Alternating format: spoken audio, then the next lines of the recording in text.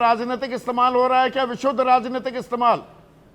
राजकुमार भाटी, अभी मुक्तेश्वरानंद तो बहाना है, आपको भी मौका मिला है तो हिंदू वोट लुभाना है। 100%। नहीं, मौका तो योगी आदित्यनाथ जी ने दिया है। नहीं, मौका तो भारतीय जनता पार्टी की सरकार की गलतियां दे रही हैं, और जब सरकार गलती करती है तो विपक्ष तो बोलेगा उस पर।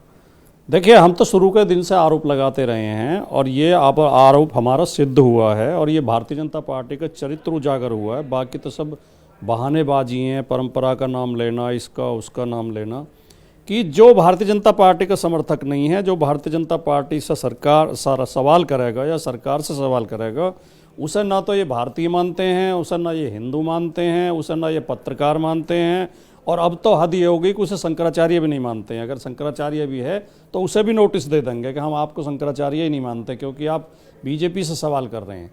और तमाम बीजेपी के समर्थक, मैं कई चैनलों पर इस डिबेट में रहा हूँ, कह रहे हैं कि ये तो शंकराचार्य योगी जी और मोदी जी के विरोध करते रहे हैं। विरोध करते रहे तो कोई गुनाह हो गया? फिर आप ऐसे शंकराचार्य को शंकराचार्य पिछले एक साल से तो ये भारतीय जनता पार्टी राहुल गांधी पर निशाना साध रहे हैं और प्रधानमंत्री मोदी की शान में कसीदे पढ़ रहे हैं। उनको जानकारी नहीं है जो ये बात कह रहे हैं। हाँ, तो जैसा अवसर है, देखिए, जो सच्चा आदमी होगा, जो सही में संत होगा, जो आध्यात्मिक व्यक्ति होगा, वो कार्य की तो प्रशंसा या विरोध करेगा, व्यक्तियों का थोड़ी करेगा। अच्छे कार्य किए तो उन्होंने प्रशंसा कर दी, खराब कार्य किए तो निंदा कर दी। अब इस पे अगर वो गौरक्षा की मांग उठा रहे हैं और वो उत्तर प्रदेश सरकार से सवाल पूछ रहे हैं, तो आप उन्हें स्नान नहीं करने देंगे, चोटी पकड़ पकड़ के खींचेंगे, सिर के बाल पकड़ के घसीटा गया, साधुओं को लाठियां बजाई गई हैं, अपमानित किया गया, थाने में बंद किया गया है। तो ये तो सरासर एक अपमानजनक व्यवहार किया गया है, और इसकी जितनी निंदा की जाए उतनी कम है। अगर आप शंकराचार्य भी तरह तरह से बहाने और शंकराचार्य का मतलब ही होता है, जो अभी प्रोफेसर मालवीय भी कह रहे थे कि आपको रुष्ट थोड़ा होना होता है, आप उतर जाते पालकी से, आप बात कर लेते अधिकारियों से।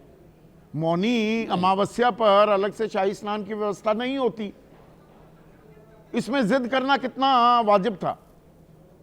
सौरभ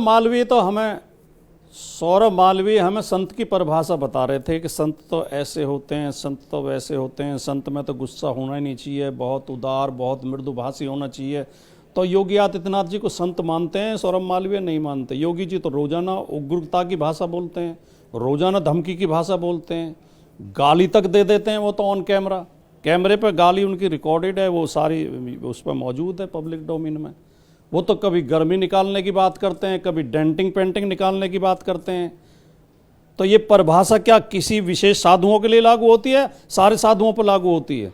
और जो सच्चा साधु होगा वो उसमें क्यों आके बैठेगा सरकारी आवास में, सरकारी भवन में, सरकार के भवन में क्यों आके बैठेगा, सरकार की कुर्सी पर क्यों बैठेगा? धार्मिक पद तो सत्ता के पद से ऊपर होते हैं। वो सवाल उन्होंने उठाया 30 अक्टूबर 1990 और 2 नवंबर 1990 वो गोलियां चलाई कार सेवकों पर, राम भक्तों पर, 28 की मौत भी हो गई थी। अब आप हिंदुत्व के पैरोकार भी बन रहे हैं।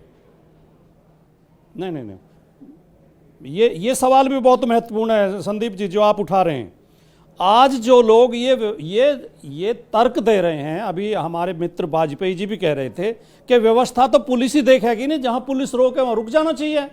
तो 90 में भी तो पुलिस रोक रही थी कि आगे जाने का आदेश नहीं है, सुप्रीम कोर्ट का आदेश था, नहीं कि विवादित स्थल तक जाने का आदेश नहीं है। तो तब अगर मुलायम सिंह यादव सही थे तो आज योगी सरकार सही है। आप तो तब अगर मुलायम सिंह यादव सही थे तो आज योगी सरकार भी सही है। कायदे कानून का पालन होना चाहिए। नहीं, सवाल ये महत्वपूर्ण सवाल ये है कि जो शंकराचार्य सरकार से सवाल कर रहे हैं उन्हें जानबूझ के अपमानित किया जा रहा है। उनको जानबूझकर, अगर उनकी पालकी थोड़े और आगे चली जाती तो कौन सा पहाड़ टूट पड़ता। अरुण राजभर इसका जवाब देंगे। वो 50 मीटर और आगे चले जाते क्या हो जाता? और 3 दिन क्यों हो गए हैं?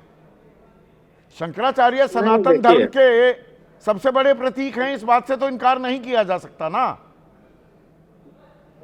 देखिए, सनातन परंपरा को, सनातन संस्कृति को आगे बढ़ाने का काम जिस तरीके से पीठ के लोग करते हैं, शंकराचार्यगण करते हैं, उस चीज को आगे बढ़ाने का, उस चीज को सही करने का प्रशासन की जिम्मेदारी है। आप बताइए कि यदि माघ मेले में कुंभ की तरह प्रचार कराया जाएगा, तो फिर तो व्यवस्थाएं तो उसी तरीके से मानी जाएगी ना कि बहुत बढ़िया व्यवस्था है, हम लोग चलेंगे, संगम स्नान कर लेंगे और सारी चीजें सही रहेगी।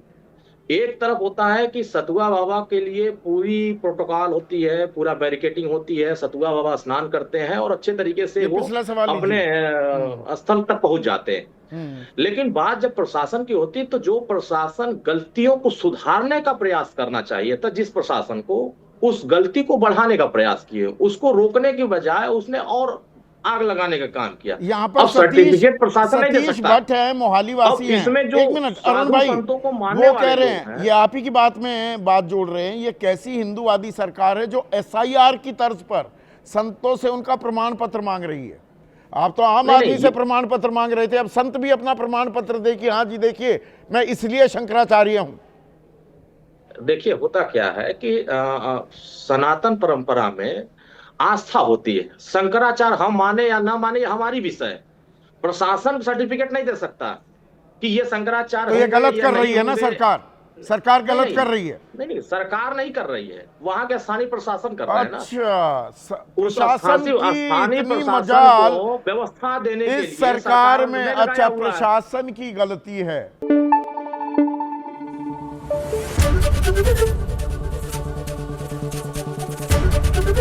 ABP न्यूज आपको रखे आगे।